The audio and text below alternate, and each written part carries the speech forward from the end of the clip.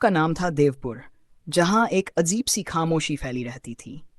हर किसी के मन में एक डर था, खासकर तब से जब से गांव के ठाकुर साहब रामवीर सिंह ने अपनी तीसरी शादी का ऐलान किया था।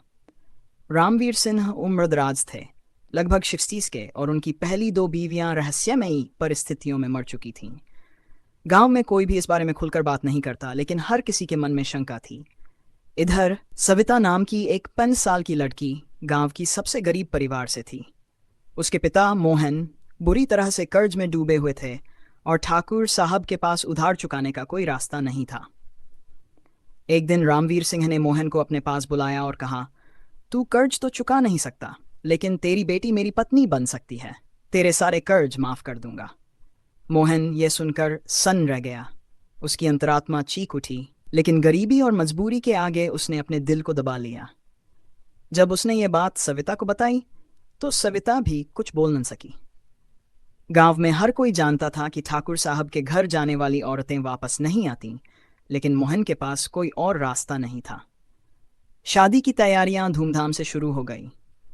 गांव के लोग जान रहे थे कि कुछ गलत होने वाला है, लेकिन ठाकुर का डर इतना था कि कोई कुछ बोलने की हिम्मत नहीं कर रहा था।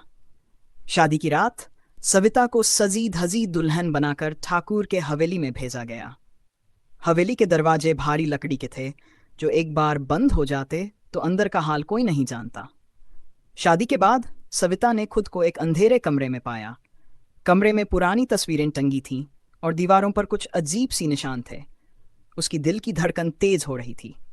ठाकुर साहब ने उसे कहा, अब तुम इस घर की रानी हो, लेकिन एक बात याद रखना, इस हवेली में रात के बाद कभी बाहर मत निकलना। सविता को यह सुनकर और डर लगने लगा। रात के समय हवेली में अजीब आवाजें आने लगीं। वो सोने की कोशिश करती, लेकिन उन आवाज़ों से उसकी नींद उड़ जाती। अचानक एक रात सविता की नज़र हवेली के एक बंद कमरे पर पड़ी, जिसे हमेशा ताला लगाया जाता था। ठाकुर साहब ने उस कमरे के पास जाने से सख्ती से मना किया था, लेकिन सविता के मन में अब उस कमरे को देखने की जिज्ञासा जाग चुकी थी। एक दिन जब ठाकुर साहब बाहर गए थे, सविता ने मौका देखा और उस बंद कमरे की ओर बढ़ी। दरवाजे का ताला तोड़ा और अंदर कदम रखा। कमरा घना अंधेरा था और उसकी दीवारों पर भी वैसी ही अजीब निशान थे जैसे उसने पहले देखे थे। लेकिन तब उसकी नज़र एक पुराने बक्से पर पड़ी। बक्सा खोलते ही उसे अंदर से 2 औरतों की शादी की तस्वीरें और उनकी चूड़ियां मिली। वे वही महिलाएं थीं जो पहले ठाकुर साहब की पत्नियां थीं और जिनकी मौत रहस्यमयी थी। सविता को समझ आ गया था कि ठाकुर साहब की बीवियों का सच क्या था।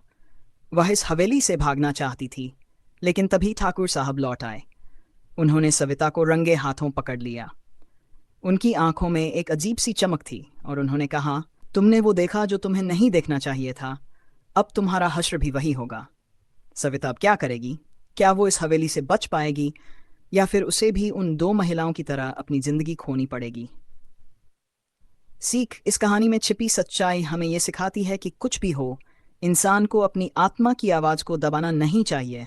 सच्चाई को जानने की हिम्मत और गलत के खिलाफ खड़ा होना ज़रूरी है, चाहे हालात कैसे भी हों।